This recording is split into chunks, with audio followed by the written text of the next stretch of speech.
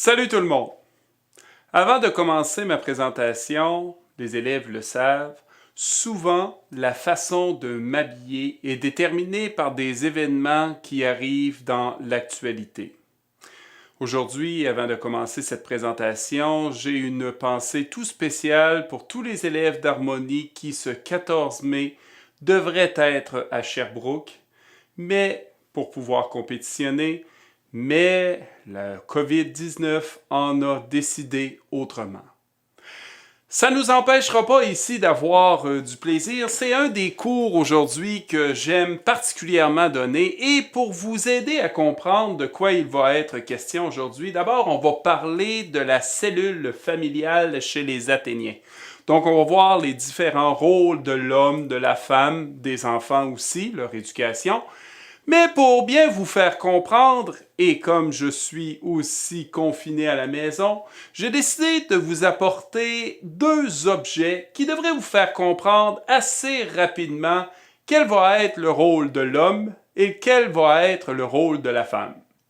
Donc, je commence en vous montrant celui qui a le beau rôle au 5e siècle avant Jésus-Christ, j'ai nommé l'homme, et l'objet que j'ai apporté pour vous, c'est une belle bouteille de vin.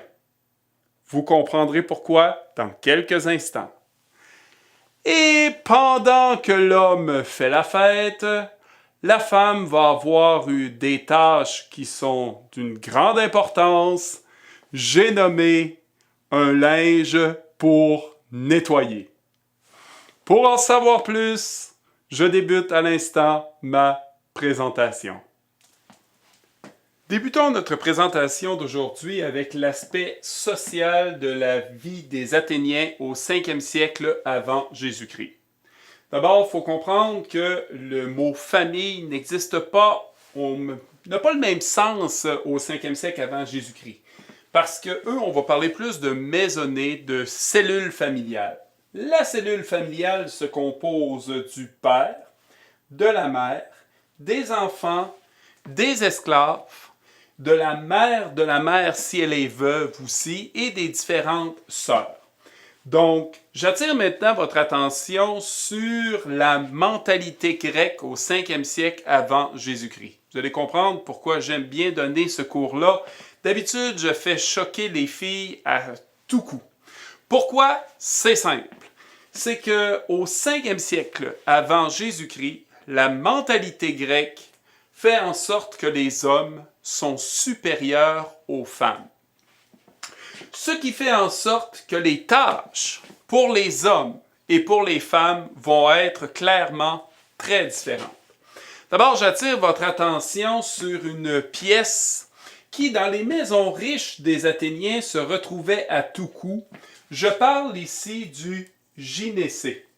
Le gynécée qu'on a ici, c'est une pièce où va vivre la femme athénienne. Dans cette pièce-là, elle va pouvoir élever ses enfants, qu'il y ait une de ses tâches, comme vous pouvez le constater. Elle va pouvoir recevoir des amis, mais attention, amis de sexe féminin et non masculin, ça c'est impossible. Ses autres tâches, comme je parlais des esclaves tantôt, elle va avoir à diriger les esclaves. Dans quelques instants, on va aller voir les tâches des hommes. Vous allez clairement vous rendre compte que la femme, son espace privé est à l'intérieur ici de la maison, alors que l'homme, lui, ses tâches vont être beaucoup plus dans l'espace public. Ce qui fait qu'un petit pouvoir que la femme possède, c'est de, comme je le disais, diriger les esclaves, mais comme l'homme est souvent à l'extérieur, c'est elle qui va s'occuper de la gestion du budget. Donc la femme va être responsable d'élever les enfants, diriger les esclaves, de gérer le budget et, vous allez comprendre le lien de tantôt, s'occuper des tâches domestiques. Pendant ce temps, que va faire notre homme? D'abord, il faut comprendre que s'il n'est pas riche, va falloir qu'il puisse travailler dans ses champs. Vous vous souvenez, lors de ma dernière présentation, je vous disais à quel point c'était difficile de produire l'agriculture faute de fleuves comme il y avait en Mésopotamie. Si par contre on est dans une famille riche, eh bien ça se trouve à être les esclaves qui vont s'occuper de ce travail-là. Juste attirer votre attention, encore une fois, juste pour vous dire à quel point c'est dur de produire l'agriculture, vous allez reconnaître ici l'araire. Donc, ils sont obligés de revenir à l'araire pour pouvoir cultiver, tellement les endroits pour cultiver sont restreints. Donc, l'homme, une des tâches, c'est s'occuper des champs ou tout simplement s'il est artisan, mais la majorité vont s'occuper des champs. Par la suite, que va faire l'homme dans sa journée pendant que la femme fait le ménage? Eh bien, l'homme, lui, va s'en aller sur cette place-là que je vous ai nommée au dernier cours. Félicitations, vous me l'avez dit, c'est l'agora. À l'agora, vous vous souvenez qu'est-ce que c'est? Oui, tout à fait, grande place publique. Donc, il va pouvoir magasiner, comme vous voyez, tous les surplus agricoles qui provenaient du port, qui arrivent par le port du Pirée, comme on a vu, ou tout autre endroit, ainsi que les esclaves qui sont vendus ici, vont pouvoir être transigés. Sur la grande place publique, notre homme va passer beaucoup de temps aussi à discuter de politique. Parce que, je ne sais pas si vous le voyez comme il faut, mais comme je l'ai mentionné, comme la femme est inférieure, c'est rare qu'on va la voir sortir. Donc, ce qu'on a ici, c'est surtout des hommes. Finalement, ce sont les femmes de famille pauvres qui ont plus de chances ici de pouvoir avoir de la liberté, puisqu'ils se doivent de sortir faire les courses accompagnés d'un esclave, parce que aussitôt qu'elle sort, elle se doit d'être accompagnée. Donc, ce qu'on voit, c'est nos hommes ici sont en train de faire le marché et ensuite de ça, ils vont discuter de politique. À peu près 3 ou 4 fois par mois, il va y avoir des décisions politiques qui vont être prises. Ça fera l'objet de notre prochain cours. Donc, je viens de vous amener sur la Pnyx, la colline où vont se prendre les décisions à main levée, d'où le nouveau régime démocratique qui s'installe au 5e siècle avant Jésus-Christ, que j'ai nommé démocratos en grec, donc démocratie, ici, qui signifie tout simplement pouvoir au peuple. Et on le verra davantage dans ma prochaine présentation, mais ce que l'on voit, c'est que tous ceux qui vont avoir le droit de vote, c'est-à-dire les citoyens, vont exercer ce droit à main levée. C'est pour ça qu'on parlera d'une démocratie directe. J'y reviendrai au prochain cours. Par la suite, c'est là que ça commence à devenir intéressant. Notre homme, après avoir pris des décisions politiques, il va pouvoir s'arrêter au gymnase, dans la palestre, comme vous êtes en train de le voir ici, où il va pouvoir s'adonner à plusieurs exercices, puisque pour les Athéniens, c'est très très important de conserver une forme physique. Puisqu'il n'y a pas encore d'armée régulière, ça veut dire que tous les citoyens vont pouvoir être appelés à combattre si on en décide lors de l'assemblée de tous les citoyens qu'on appellera l'Ecclésia, lorsqu'on aura vu ça au prochain cours. Bien sûr, on le sait, lorsqu'on pratique de l'exercice, surtout en plein air, de cette façon-là, on risque de suer. Donc, oui, effectivement, c'est déjà inventé pour purger ici toutes les senteurs et se laver. Nous avons déjà le début des bains. Donc, ce sont les Grecs qui ont ça. Et j'ai vu cette image-là pour la première fois. J'ai dit, il faut absolument que je vous la montre. Donc, on a déjà le début des bains. Et c'est ce qu'on retrouve ici, où on voit encore l'endroit où les personnes pouvaient s'asseoir pour pouvoir se laver.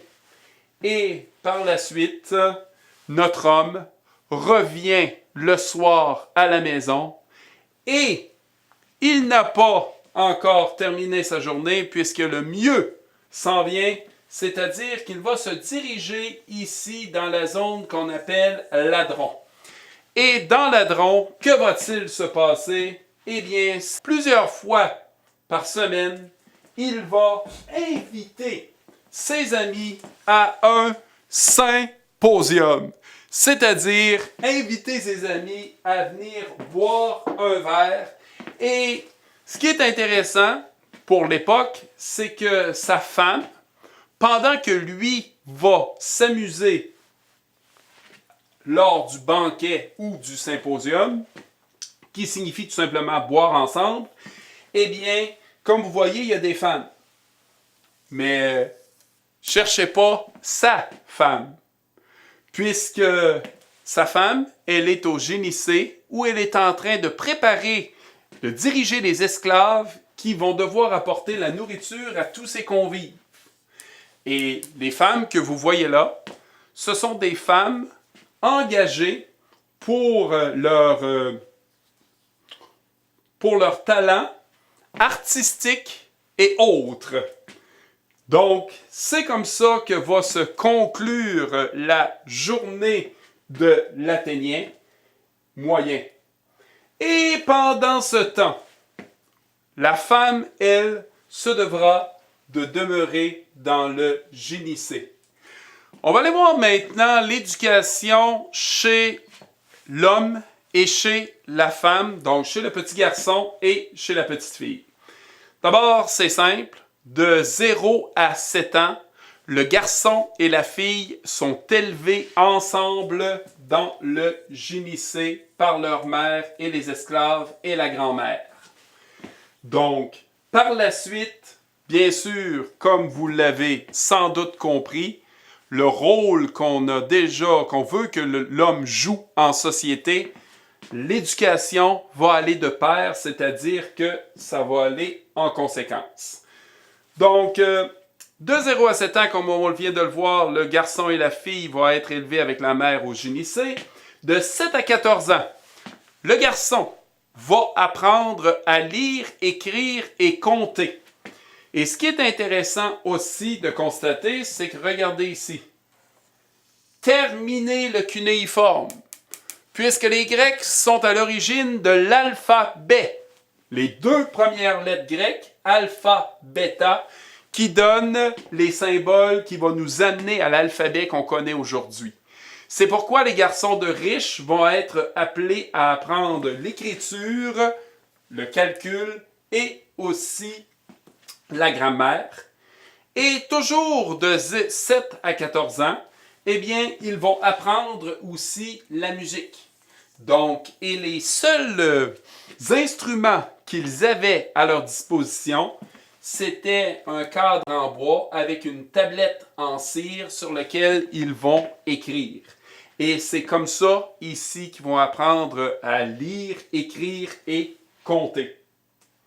Pendant ce temps-là, la fille va être préparée à son rôle de future épouse. Donc, on va lui montrer à coudre, à tisser, à cuisiner, à faire à manger. Donc, finalement, elle va lui montrer à devenir une bonne épouse. Pendant ce temps-là, le garçon de 14 à 18 ans va être appelé à pratiquer du sport. Donc, vous voyez ici la lutte, le lancer du disque, le lancer du javelot, le saut en longueur. Je ne les ai pas tous mis, mais il y a un signe que vous devez reconnaître, puisque les Athéniens et les Grecs sont aussi à l'origine des Jeux olympiques. Puisque les premiers Jeux olympiques ont eu lieu en 776 avant Jésus-Christ, et lors des Jeux olympiques, qui étaient bien sûr en l'honneur des dieux, eh bien, on va tout simplement arrêter les combats. Je vous ai dit au dernier cours que les Grecs combattaient parce que toutes les cités-États ensemble se jalousaient et c'était des cités autonomes. Sauf que quand arrivaient les Jeux olympiques, miracle, il y avait ce qu'on appelle une trêve. Une trêve, ça signifie tout simplement que les combats vont arrêter et tous les Grecs vont converger vers Olympie, donc l'endroit où vont avoir lieu les Jeux olympiques en l'honneur de Zeus. Donc, c'est pour ça ici qu'ils vont se pratiquer de 14 à 18 ans. Donc, ils vont faire de l'athlétisme. Mais ce n'est pas tout, parce qu'en plus d'entraîner leur corps, il va falloir qu'ils entraînent leur pensée. Donc, au prochain cours, on pourra davantage en parler, mais je vous présente, vous voyez ici ce personnage et cet autre personnage-là.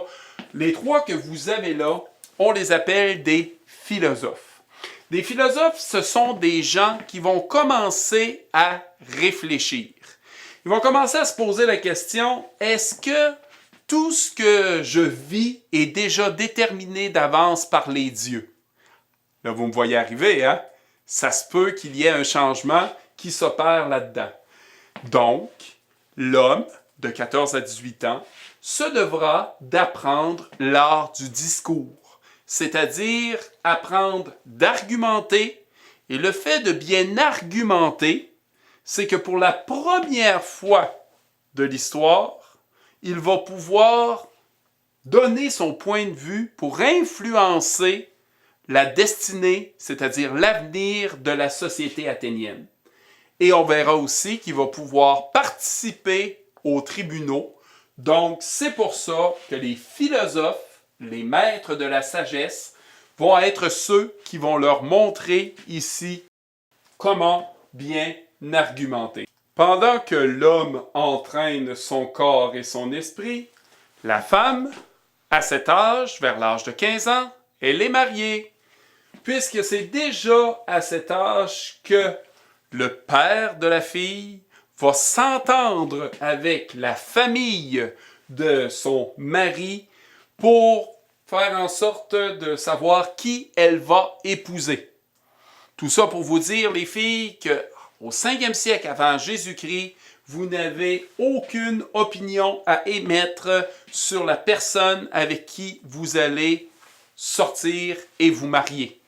Tout est organisé entre les deux familles. Et en plus de ça, lorsque le père marie sa fille, il se doit de donner un montant d'argent au mari pour qu'il puisse la faire vivre.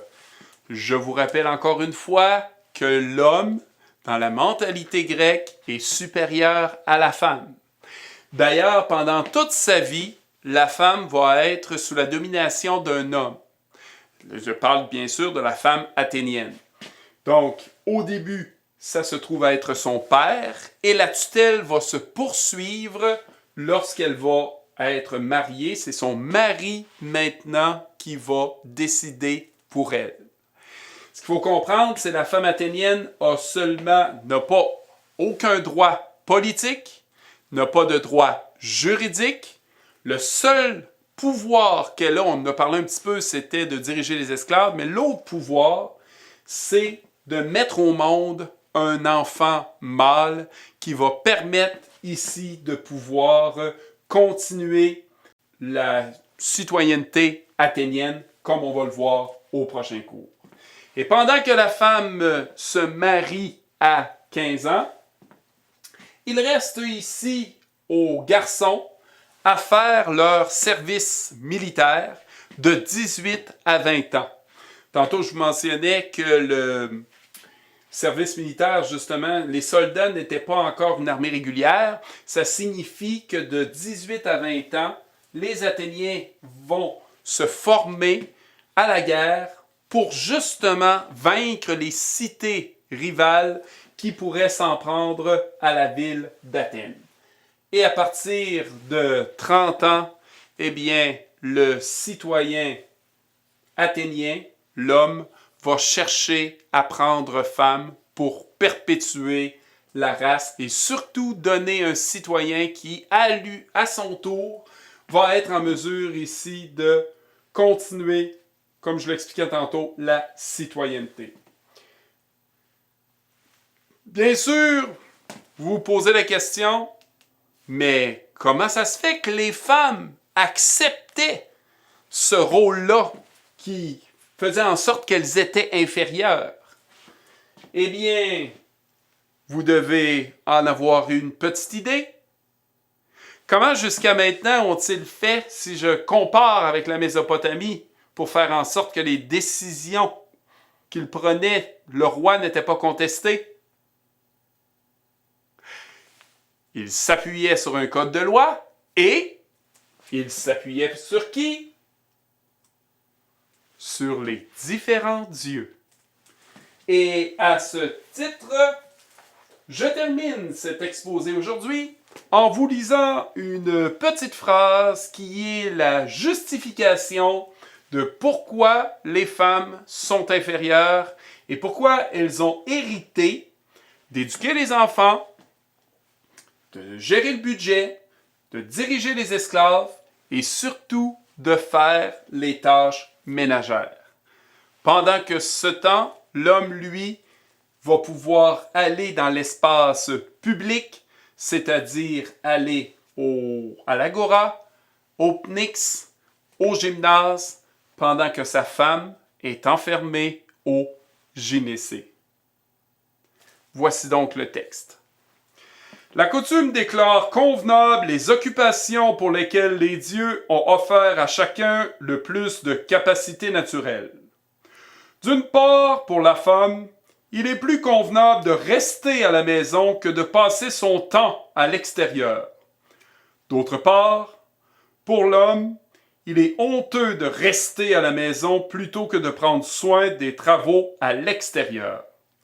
Si quelqu'un agit contre la condition que lui ont assignée les dieux, abandonnant sa tâche propre, il n'échappe pas à leur regard et est condamné pour avoir négligé son travail ou pour avoir exécuté celui de sa femme. Comme on vient de le voir, les dieux ont encore beaucoup de pouvoir, mais ce pouvoir-là va commencer à s'amenuiser, donc à diminuer, grâce aux philosophes. Vous vous posez sûrement la question pourquoi? Eh bien, c'est ce que nous verrons dans notre prochaine capsule. Bonne fin de journée.